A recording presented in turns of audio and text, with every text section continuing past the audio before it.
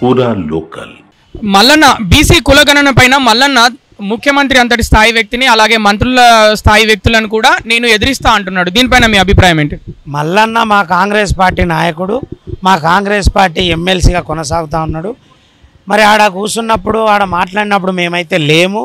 మరి ఆడ ఏ సందర్భంగా ఎట్లా మాట్లాడినరో మా ఆది నాయకులు మాట్లాడతాం. మేము ఇట్లా మీడియా పరంగా మాట్లాడడానికి లేదు. కొద్ది రోజుల్లో మల్లన్న ఎట్లా మాట్లాడిండు, ఎందుకు మాట్లాడిండని మా పిసిసి ప్రెసిడెంట్ కానీ మా రాష్ట్ర ముఖ్యమంత్రి రేవంత్ రెడ్డి గారు కానీ వాళ్ళు కూర్చొని మాట్లాడుకుంటారు.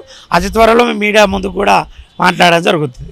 స్థానిక సంస్థల ఎన్నికలకు ముందే కులగణన బీసీ కులగణన జరగబోతుందా?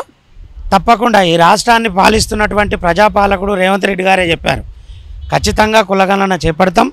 ఇది మా ఆది నాయకులు రాహుల్ గాంధీ గారి మనసులో ఉన్న మాట. ఈ రాష్ట్రంలో 170% మంది ఎస్సీ ఎస్టీ బీసీ మైనార్టీలే ఉన్నారు. వీళ్ళ పక్షాన కాంగ్రెస్ పార్టీ ఉంటుంది. కులగణన జరగాలన్నది ఈ రాష్ట్రం ముచ్చట కాదు. రేపు భావి భారత ప్రధాని అవ్వబోయే రాహుల్ గాంధీ మనసులో ఉన్నమాట. మా రేవంత్ రెడ్డి గారు ఖచ్చితంగా దాన్ని అమలు చేస్తారనే నమ్మకం ఉంది. ఖచ్చితంగా జరుగుతుంది.